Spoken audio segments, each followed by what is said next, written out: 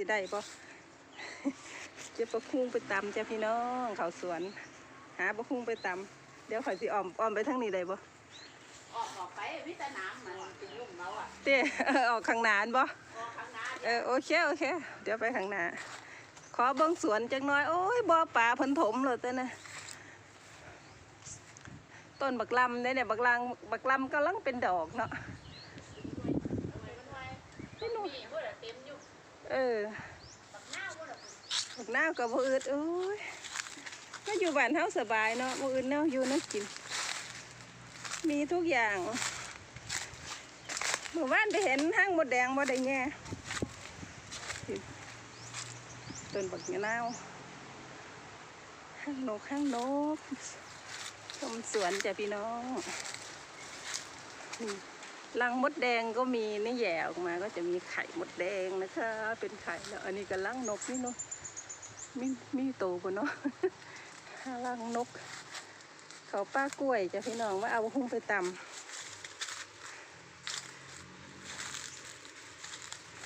ดงกล้วยก็หลายจ้ะบรรยากาศบ้านๆ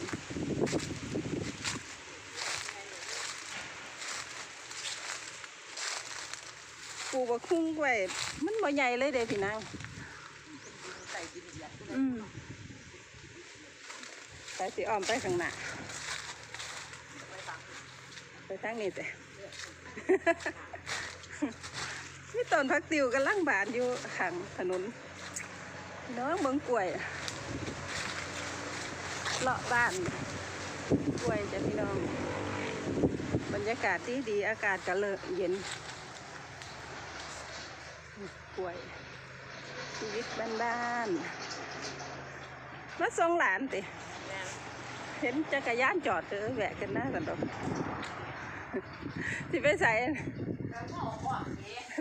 ไปโคกว่าได้ขึ้นไปฟังหล่นจักเถื่อไป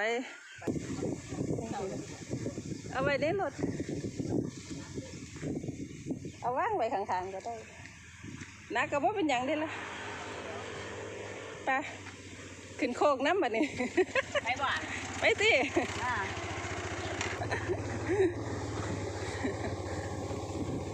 เขาชวนไปใส่กับไปง่ายเนาะ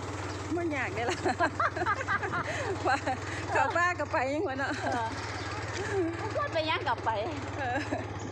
ขึ้นโคกแม่ดอกจานแม่กำลังบานดอกนั่นกับที่บ้านละไปเอาหญ้าก็ได้ขึ้นมาเต็มรถสมือเลยไปเลี้ยงงัวเดียวเขาวัดป้าจีนี่โชเฟอร์เปลี่ยนโชเฟอร์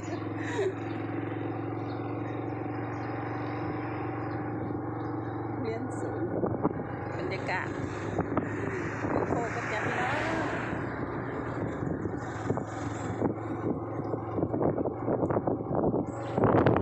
บ้านเฮาเนาะอื่นผักกินผักสะเดาผักกระดูกขึ้นโคกแต่ว่าบ่ค่อยได้ถ่ายวิว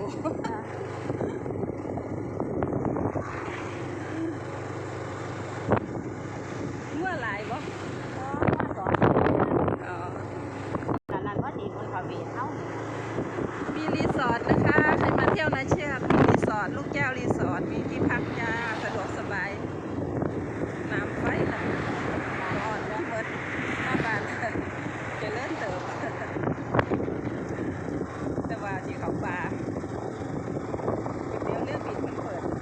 แล้วอร่อยมากฉันได้มาเปิดสวยละ40 บาทมีดินทรายบ่มีดินทรายคือทางบุญบ่โขกไฟไหม้บุกดินทรายบ่ทางเลยซาเล้งซาเล้งป้าดอกกระเดาแม่งามหมดคักแค่ดงสะเดาสะเทือนจักหน่อยบ่เป็นหยังมาทางนี้บรรยากาศก็ดีขึ้นกันนะอันนี้ป้ายุค่าเป็นของหมู่บ้านหรือของชาวบ้านของเพิ่นของไม่ใช่แก้วของไม่ใช่สัว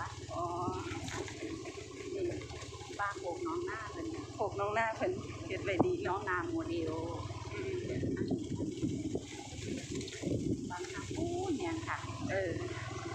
ตกลงหน้า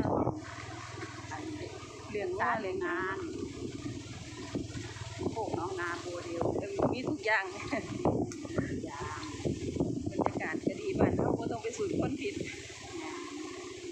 นี่ก็โคกหนองนาถนนดีแล้วตอนนี้ วันนี้ไม่ใช่เนี่ยลูก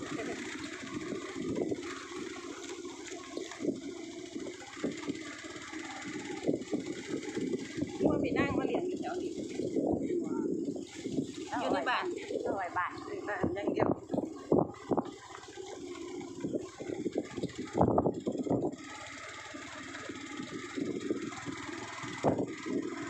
ลงพาดิเนาะ มาหาอ้อนก็แล้วก็ลุย อ๋อลงขาเวลามีงานบ้านโคงหนองนา เดียว งามตัวละอุ้ยบรรยากาศดีขนาดเนาะมา บ้า โค หมู งหนอง มา นา หันเด้มอยู่ ของไผ่ บ้านหมูสององค์ฉะนั้นน้องนาโมเดลเป็นเรื่องโคกน้องนาโมเดล เที่ยวดีเนาะฟังคุณ คนนี้นำพลังแสงมาได้ละนานา เอ๊ะ บ่บ้านเห็นแต่อยู่หันแต่ว่ามี ของบ่เข้าบ่ทันได้เฮ็ดของทางเข้าบ่ทันได้เฮ็ด แม่น คนยังหวังกันได้ เฮ็ดเพิ่นต้องกทว่าเด้บ่เฮ็ดว่ะบ่จ่อบ่เอาหยังว่ะ เอาหยังเอาแตัวงัวก็ บ่เฮ็ดน้องสาตะพร้อมกันบ่เอาบัดนี้โตกมาเอาปีกายนี่เอาว่ะ เขาจกไป นี่น้องสาก็ติดกันอยู่หั่นเด้ ขี่รถซ้ายฟังนี่บ่มีน้ำฟังนู่นมีน้ำอยู่เลยไปตั้งหน้าไอ้ไผน้ำใหม่เพิ่นก็เอาแถวนี้แล้วเราไปเผาเปิดปลาข้าวโพด หน้าก็บ่อื่นเด้ เขานี่บ่จะเปิดประตูก่อนเป็นบ่ ประตูก่อน มาโขกหนองนาบรรยากาศทุ่งนาเป็นทั้งนาทั้งโคกมันบ่โขกหนองนาเป็นทั้งนาทั้งโคกเออเออเออ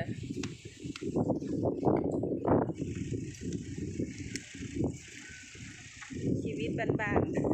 ๆ มาเลี้ยงวัว มาแล้วเบิ่งเผื่อมันเห็น มีกัดบ่ บ่ มาเลี้ยงวัวจ้ะพี่น้อง แล้วมันไปจอดให้อยู่ข้างหน้านี่เด้งว่าปฐมก็ได้ อยู่ในนั้นน้องสามันจุกแล้วว่าสิ ยกแล้วนั่นน่ะติดกันอยู่ล่ะจะเพิ่นน้องสาเนาะก็ได้ เออขออภัยบอกเลยเราสมพ่อเพิ่นเอาของใหม่ไปให้หลายเลยช่วงของน้ำพี่น้องบรรยากาศดีเย็นอากาศเย็นอยู่เนาะช่วงนี้เนาะฟังนี่ก็เชียว ถ้าพลังเสีย ทางนี้เขียวก็ทางนั้นอยู่ดอก คุณเนาะป้าคนว่าหยังเพิ่นงานคันป้าบักผิดเพิ่นเก่งเราเห็น แต่ก่อนไม่กินปลาบ่อนี่ล่ะเป็นบ่คือบ่อสูงพุ่น ว่านี่ว่านี่คุณมันหลายบ่มันหาบ่ หาบ่อพุ่นบ่เลี้ยงหมาไม่หลายแท้ มันน่ะรู้เอาไว้โคกแล้วก็มาข่มขืนมันน่ะมันออกลูกเด้อเนี่ย เตี้ยโอ้เนาะหลาย ก็ว่าข่มขืนมัน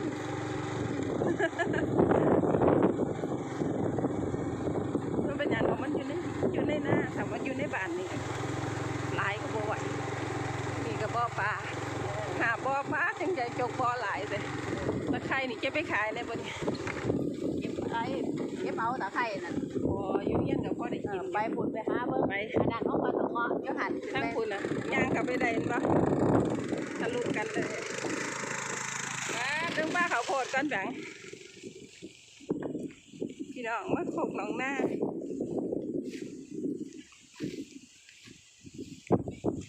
ขึ้นไปทางนี้ก่อนก็ได้เดี๋ยวค่อยลงมา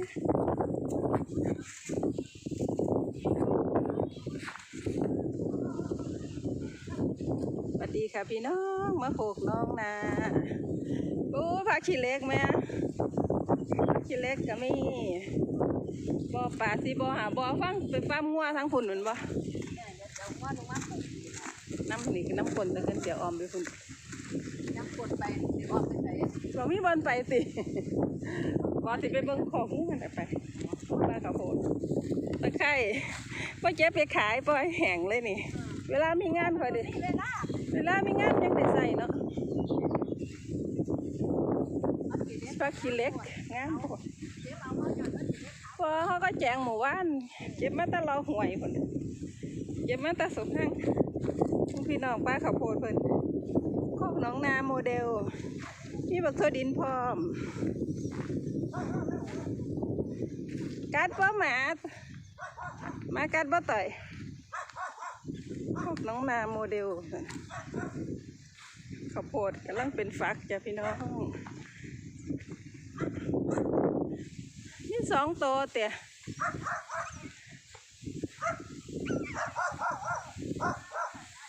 ยานหมา นี่งัว2 ตัวมาโขกน้ำเปิ้น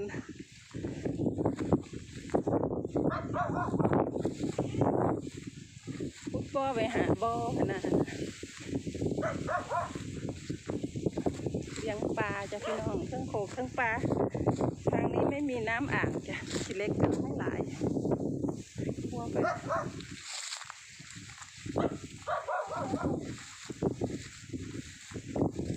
มีเสียงนา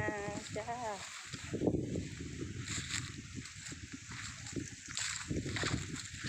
โอ้บรรยากาศ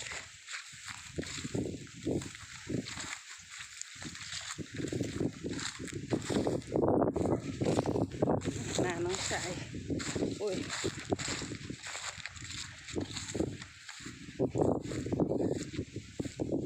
หน้าโคกค่ะพี่น้อง แค่ไปบ่ได้ทั้งนี้หญ้าหลายจ้ะทั้งนี้หญ้าหลายเขียวตะไคร้เต็มเลยตะไคร้เต็มเลยพี่น้องเต็มสระเลี้ยงปลาปลูกหญ้าไว้ให้วัวจ้ะบรรยากาศโขกเครื่องปลาดิจ้ะพี่น้องหน้าโขกก็จะมีโซลาร์เซลล์เนาะสูบน้ำบาดาลขึ้นมาจะมีเตียงป่า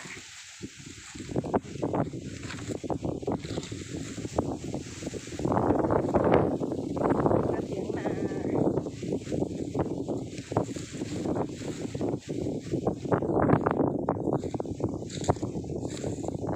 เตียงป่า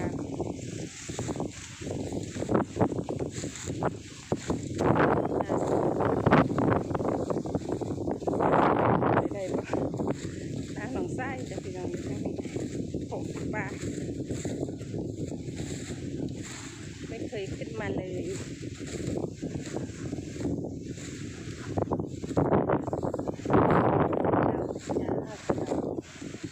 เดี๋ยวเป็นจกนะบ่อน้ำจ้ะเป็นแถวนู้นกอหน่อไม้อยู่แถวกอหน่อไม้